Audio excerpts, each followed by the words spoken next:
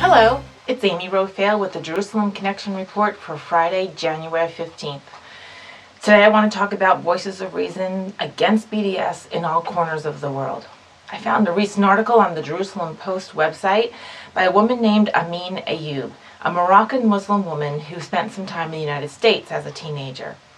She noted that when she was raised in Morocco as a Muslim woman or girl, she was taught to hate Jews and the state of Israel.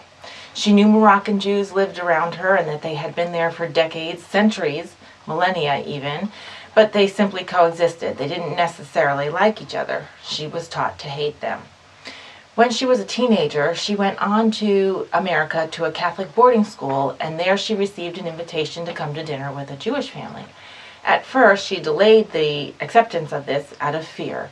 She feared God would be angry with her and her family would be angry with her if they knew that she went to dinner with a Jewish family, people she's supposed to hate. However, on consideration of the fact that the Catholic school would never put her in a situation that was unsafe and her own intellectual curiosity, she accepted the invitation. That was 16 years ago.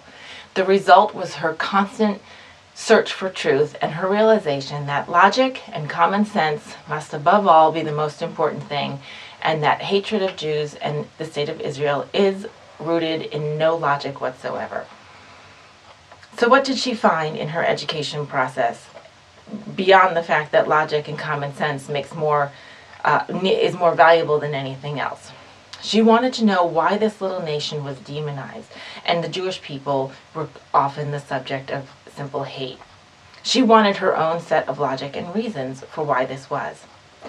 In her investigation, she realized that the BDS movement in particular is founded in not only hate with zero logic, it also has the premise of wiping Israel off the map. She also realized that followers of BDS often don't realize that they are being hateful and hurting the Palestinian people with the results of the BDS movement. She discovered that the little nation of Israel and the Jewish people have contributed much to modern society and to culture, and including modern innovations and biotechnology advancements. In her continued investigation of what the cause of hate is, she also looked at the idea of Zionism and how it's viewed in her own nation of Morocco. She cites in her article all the propaganda that the government and the press disseminate to keep people hating the Jews and hating Israel. She notes that her fellow Moroccans don't actually respond to these reports with any kind of critical thinking or challenge to the facts that the papers put forth, but instead take it as truth and then, of course, react with their own logic. If this be true, then of course we must hate these people. She goes on to explain in detail one particular news story that came out in the last year or so. There was a camp for Moroccan teens open to all Moroccans, Jews or Muslim, at a particular fee that was also the same for any attendee. A corporate sponsor of sorts had sponsored 30 Jewish Moroccan students to go to this camp, alongside anybody else who had signed up. The press got wind of this and spun it in a propaganda article that was not refuted by the government or any other source, that this was a Israeli training camp, IDF sponsored for military exercises and training. She did her own investigation and found this to be not true. Not only was it just a simple camp of summer activities for all students, had nothing to do with military activities, had nothing to do with a political agenda or nationality or religion. It was just a camp open to all. 30 Jewish Moroccans happened to go because they were sponsored by a corporation or a business.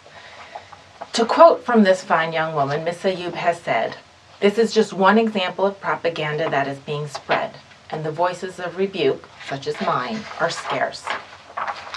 It is necessary to educate younger Arab and Muslim generations about their proper history, critical thinking, and the right way to analyze the news. We can leave it to them to make their own choices and decisions and be bridges of peace and multicultural understanding. Peace will certainly not come from wars and multinational organizations that are making money from conflicts, but from younger people who are our hope." This is Miss Ayoub's statement, and I agree with it, and I think we need to hail it as important and rise it up among the voices of dissent. There are all types of voices needed in every niche of humanity to quell and combat the BDS movement. Evangelicals and Jews must note that we are not limited to our own scope in order to combat these movements.